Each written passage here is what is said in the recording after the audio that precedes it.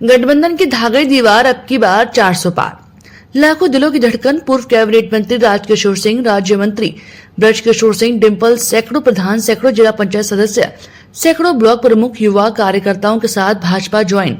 भाजपा ने दिया सपा को झटका। पूर्व मंत्री और 3 बार के विधायक राजकिशोर सिंह को पार्टी में शामिल। समीकरण बदलने के कयास।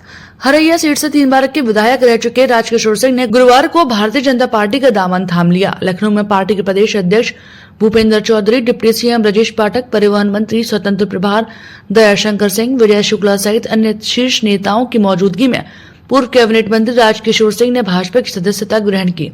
पूर्व कैबिनेट मंत्री राजकिशोर सिंह के साथ उनके भाई पूर्व दर्जा प्राप्त राज्य मंत्री ब्रजकिशोर सिंह डिम्पल ने भी भाजपा ज्वाइन कर ली। पूर्व मंत्री और बस्ती हरैया सीट से 3 बार के विधायक रहे राजकिशोर सिंह ने गुरुवार को भाजपा का दामन थाम लिया। पूर्व कैबिनेट मंत्री राजकिशोर सिंह के साथ उनके भाई पूर्व दर्जा प्राप्त राज्य मंत्री ब्रजकिशोर सिंह डिम्पल से भी भाजपा ज्वाइन करी।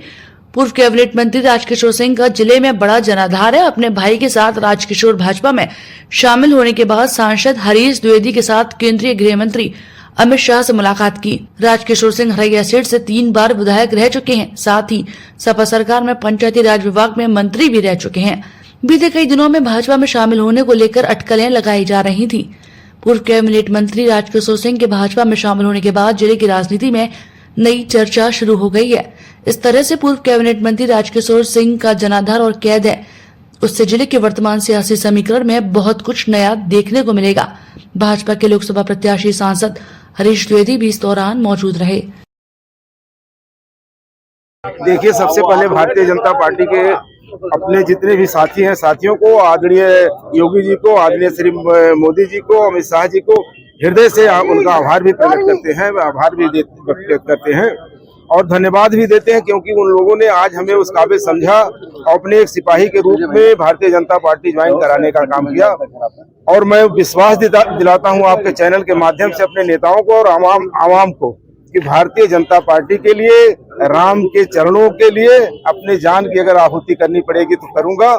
और जितनी तरक्की मुझसे हो सकेगी, जितनी सेवा हो सकेगी, उतनी सेवा नौजवानों का, किसानों का करने का काम करूंगा। और भारतीय जनता पार्टी जिस विश्वास में मुझे लिया है, उस विश्वास पे हरीश द्विवेदी जी और पूरे पूर्वांचल में जितनी भी सीटें हमसे संबंधित होंगी, उन सारी सीटों को जिताने का और पूरी ताकत से मदद करने का और जितनी क्षमता है वहां से जिता करके लाने का ये काम करूंगा। तब लगेगा कि हाँ, भारतीय जनता पार्टी का मैं एक सिपाही हूँ। तब लगेगा कि भारतीय जनता पार्टी ने हमें अगर ज्वाइन कराया तो उसके लिए महाराज किशोर सिंह ने हर स्तर पर अपने खून पसीनों को जलाया।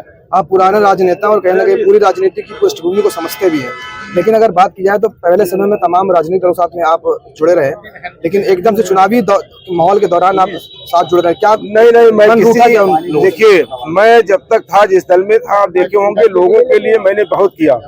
चाहे जिस दल में रहा हूँ, उस दल में खून पसीना बहा करके उस दल को बड़ा बनाने में, उस दल को ताकतवर बनाने के लिए मैंने काम किया था।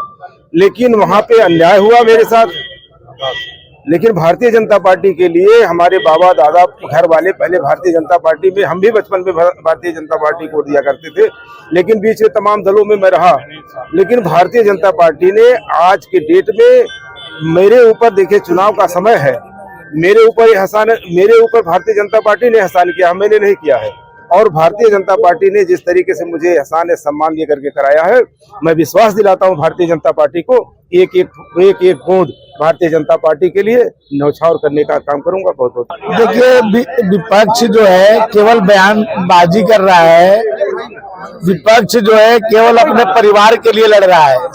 चाहे समाजवादी पार्टी, माननीय अखिलेश यादव जी अपने 5 परिवार के चुनाव लड़ाए हैं, केवल उन्हीं की चुनाव की चिंता कर रहे हैं। और कांग्रेस पार्टी केवल जो है राहुल गांधी और उनके परिवार की चिंता कर रही है। ये लोग यदि इतने गंभीर होते तो 80 सीट है उत्तर प्रदेश में। कांग्रेस पार्टी जो है अमेठी और रायबरेली में आज तक अपने कैंडिडेट नहीं डिक्लेयर कर पाई, जहां 3 पीढ़ियों तक उनको नेतृत्व दिया। पंडित जवाहरलाल नेहरू जी से लेकर के इंदिरा जी और राजीव जी और सोनिया जी सबको नेतृत्व दिया। आज जो है रायबरेली और अमेठी, आज कल अंतिम पर्चा का समय है, अभी तक कैंडिडेट नहीं डिक्लेयर हुआ। अखिलेश यादव जी स्वयं जो है कन्नौज में अपने तेज प्रताप जी को चुनाव लड़ा रहे थे, वो भाग गए तो उनको मजबूरी में चुनाव लड़ना पड़ रहा है। चाचा शिवपाल को जो है बदायूं लड़ाए थे, वो छोड़ दिए तो वहाँ भतीजा लड़ रहा है चुनाव। तो ये सब जो है ये लोग केवल अपने परिवार के लिए चुनाव लड़ रहे, देश के लिए कोई चुनाव लड़ रहा है तो नरेंद्र मोदी जी लड़ रहे हैं। तो इसलिए इन लोगों के कोई गंभीरता नहीं है किसी उसका, न कोई ये सरकार बनाने वाले हैं, न इनके पास कोई नेता है, न कोई नीति है। ये केवल अपने परिवार को कैसे जिताएं इसके लिए चिंता कर रहे हैं। केंद्र में जो 400 प्लस का जो नारा जो दिया जा रहा है, वो नारा क्या होगा? आप अब तक आप देखे होंगे जो मोदी जी ने नारा दिया है, जनता ने उससे ज्यादा जो है समर्थन दिया। 2014 में जितने वोटों से जीते मोदी जी, 2019 में 30 सीटों से ज्यादा से जीते। और इस बार जो है उन्होंने कहा है 400 के पार, तो 400 के पार होगा और उत्तर प्रदेश में 80 के 80 होगा। लोकतंत्र के महापर्व में जनता से क्या अपील करना चाहिए? जनता विकास चाहती है, जनता कानून का राज चाहती है, जनता स्वाभिमान चाहती है, जनता अपने राष्ट्र को सर्वश्रेष्ठ बनाना चाहती है। और ये सब जो है माननीय नरेंद्र मोदी जी के नेतृत्व में हो रहा है।